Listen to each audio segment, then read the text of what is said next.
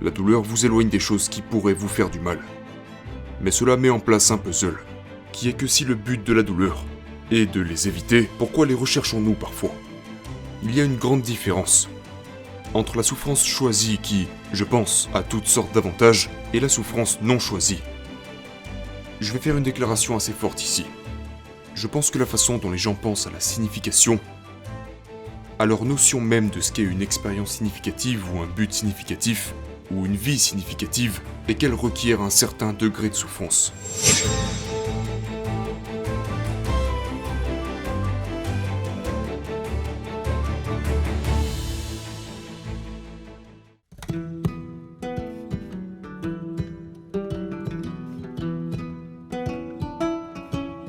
Si vous voulez vivre une vie pleine de sens, vous devez choisir, dans une certaine mesure, une vie de souffrance.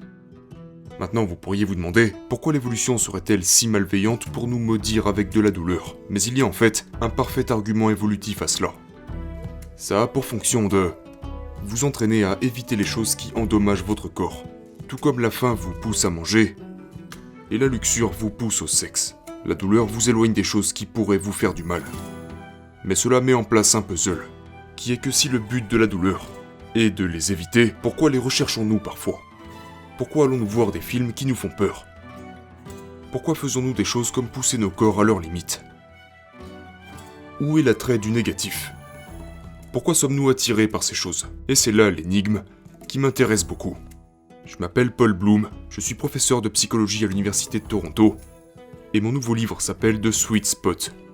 Les plaisirs de la souffrance et la recherche du sens. Il y a une grande différence entre la souffrance choisie qui, je pense, a toutes sortes d'avantages, et la souffrance non choisie. Des souffrances non choisies comme des douleurs chroniques, comme la mort de votre enfant, votre maison qui brûle, la perte de votre emploi, une agression.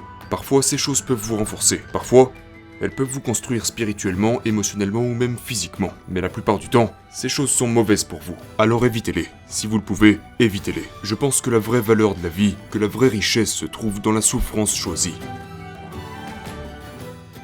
Alan Watts a cette merveilleuse histoire qu'il raconte. Il dit, imaginez que vous allez dormir une nuit et que vous vous retrouvez dans un rêve lucide.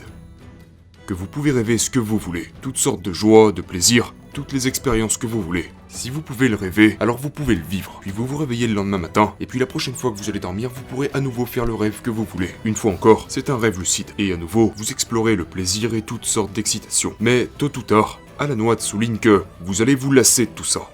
Ce que vous allez faire, c'est que vous allez mettre des obstacles sur votre propre chemin. Vous allez mettre en place la possibilité d'un échec. Vous allez vous confronter à des situations où vous pouvez échouer. Parce que si vous n'échouez pas, alors vos succès ne veulent rien dire. Et bientôt vous vous retrouverez à vivre une vie de complexité, de lutte et de douleur. Et puis il dit que vous vivrez une vie semblable à celle que vous vivez maintenant.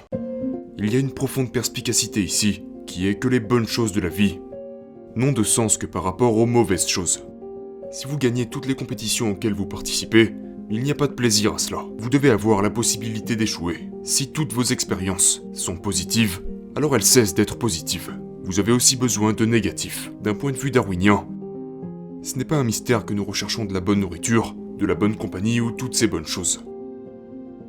Mais les gens font plus que ça. Souvent les gens choisissent également de souffrir. Et ils le font d'une manière plus ou moins intense. Donc tout en bas de ce spectre, on retrouve des choses comme des piments forts, comme travailler sur une grille de mots croisés, comme des saunas, des films d'horreur, courir jusqu'à ce que ça fasse mal. En remontant un peu, certaines personnes s'engagent volontairement dans des projets qui impliquent beaucoup de souffrance et de difficultés. Une personne qui décide d'avoir un enfant n'est pas consciente que cela va être difficile. Si vous étiez en si bonne forme que vous entraîner pour un triathlon était facile, ça n'aurait pas beaucoup de sens pour vous. Mais la difficulté fait partie intégrante des choses. C'est la douleur qui crée la valeur.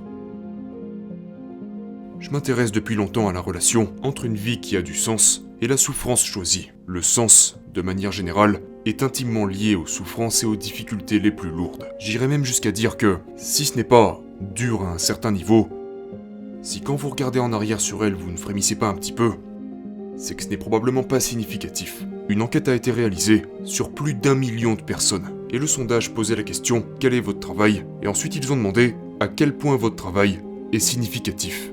Et les emplois les plus significatifs n'étaient pas les emplois qui avaient un statut élevé, ni les emplois les mieux payés. C'étaient des emplois comme celui d'éducateur, comme celui de professionnels de la santé, des emplois dans l'armée, qui impliquent des batailles et des difficultés. Nous voyons donc dans nos vies tout un spectre de souffrances, qui part de choses si légères qu'elles méritent à peine ce nom. Vous savez, comme manger quelque chose d'épicé, ou travailler sur une grille de mots croisés. Je vais faire une déclaration assez forte ici. Je pense que la façon dont les gens pensent à la signification, à leur notion même de ce qu'est une expérience significative ou un but significatif, ou une vie significative, est qu'elle requiert un certain degré de souffrance. Maintenant, la souffrance peut être une douleur physique, elle pourrait être une difficulté, elle pourrait être une inquiétude, elle pourrait être la possibilité d'échouer, mais sans ce genre de choses, l'expérience n'a pas de sens. Nous avons besoin de la douleur et de la souffrance pour avoir une vie riche et heureuse.